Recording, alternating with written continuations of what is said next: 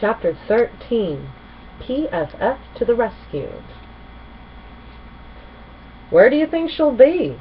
Applejack said as the 5 ponies and their baby dragon companion made their way through the front gates of the Crystal Empire. The last time they'd all visited was during the Crystal Fair. Everything looked just as pretty and shiny as it had before. Rarity sighed, satisfied by her sparkly surroundings. "Why am I not a crystal pony?" she lamented, remembering how her coat had become temporarily glittery when they'd recovered the crystal heart. Unfortunately, the effects had worn off. "What's that?" said Pinkie Pie, pointing to a large crowd of crystal ponies gathered near the fountain. "Whatever it is, it looks like fun. I'm gonna go see." All of a sudden, a bright flash of white illuminated the sky. Pop! A loud noise rang out. It came from the direction of the crowd. "Come on, every pony!" Applejack shouted, leading the way. Applejack shoved her way to the front. A red and white striped tent was up. Massive posters hung on the sides, praising the talents of the great and powerful Trixie, magician extraordinaire. Gilda the Griffin stood outside the tent on an old apple crate. Step right up, crystal ponies," Gilda shouted. "Get your tickets now. Step right up to see Equestria's most talented unicorn, the great and powerful Trixie. Only 3 bits each." A yellow pony with a golden mane handed Gilda her money and entered the tent. Pinkie Pie looked around excitedly. "Ooh! Does any pony have 3 bits I can borrow?" She jumped up and down. "Don't they know it's a scam?" Rainbow Dash said in disbelief. "I can't believe this." Gilda continued on, unaware that the Ponyville crew was standing in the crowd. "Trixie is so powerful that she once defeated an Ursa Major, all by herself." A couple more crystal ponies paid Gilda and entered the tent. "Hey, that's not true," said Fluttershy. "It was Twilight who did that. Well, she took care of an Ursa Minor anyway." "I can't stand by and watch this anymore," Applejack said. She trotted to the front of the crowd and hopped up onto another crate. "Crystal ponies do not pay to see this show. This Griffin and Unicorn are con ponies who are trying to steal your bits." A low murmur broke out through the crowd. "What are you doing here?" Gilda spread her wings and screeched. "First you don't know how to take a hint when Princess Twilight wants to get rid of you, and now you are ruining our show? You 5 are the worst ponies in all of Equestria." Trixie peeked out of the tent to see what was going on. The crystal ponies all watched the scene with their jaws open. This was more of a show than they'd bargained for. "No pony wants you guys here," Gilda yelled, but she couldn't have been more wrong. "That's not true." A voice pierced through the crowd and interrupted the argument. "They are my best friends, and I want them here." Twilight broke through the mass of crystal ponies and trotted over to her friends. "What are you guys doing here?" Twilight asked. She couldn't believe they had come all this way.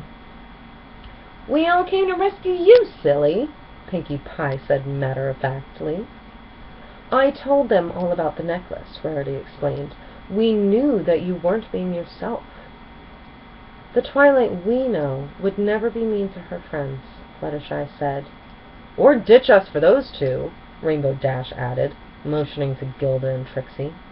The 2 of them were now bickering over whether to continue on with the show. "I'm so sorry, you guys. I thought that listening to my own heart meant choosing whatever things I wanted in the kingdom." Twilight smiled, and the necklace began to glow. "Now I know that a princess is not defined by the things she chooses for her kingdom. All that matters is how she treats other ponies, especially her friends." She leaned over and pulled them all into a group hug. "Princess or not, we are all equal ponies," Twilight said. "Oh my, Twilight," Rarity squealed. "Look at your necklace." Sure enough, the gem began to glow brighter than ever before. The light was low and pulsating, like a true beating heart. Nearby, the crystal heart grew brighter as well. It was almost as if the two jewels were linked by some invisible force. The ponies watched in awe as a gigantic, glittery rainbow suddenly burst forth from the center of the crystal heart. It arched directly into Twilight's necklace. Ooh! Every pony watching the scene cooed. "Hey, look at that!" Rainbow shouted. "There are words on the crystal heart." Twilight knew it right away. The crystal heart spell had finally revealed itself to her. She trotted over and admired the words, which were lit up in shimmery gold. She took a deep breath and began to read them aloud. "Friendship is the creed. It has been from the start. It's the only way to lead with your crystal heart." Twilight's coat sparkled as the spell took its effect on her. Of course, she thought as she read the words. Friendship had always been the answer to her problems. Why did she think it would be any different once she became a princess?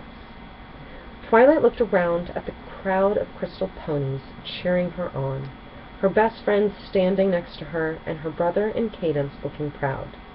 Twilight finally felt like a real princess. "Happy Cake Day, every pony!" Pinkie Pie shouted with glee, skipping through the center of Ponyville. Since returning from the Crystal Empire, Twilight had started using all of her friends' suggestions as practice for being a real leader someday.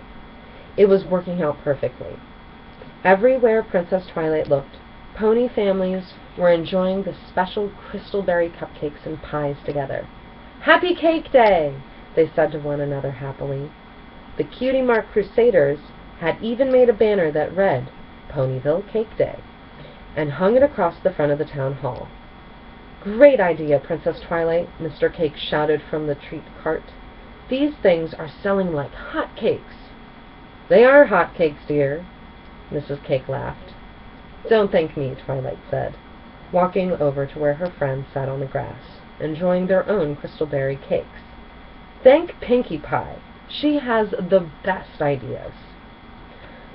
Twilight took a small bite of her cupcake, careful not to let her tiara fall off her head. Wearing it still took some getting used to, but every pony in town really liked it when she did. In fact, all my friends have the best ideas. Rarity smiled and winked at her. "So do you, Princess Twilight. So do you." The end. Now I'm off to sleep. Have a good night, Silas and Ada.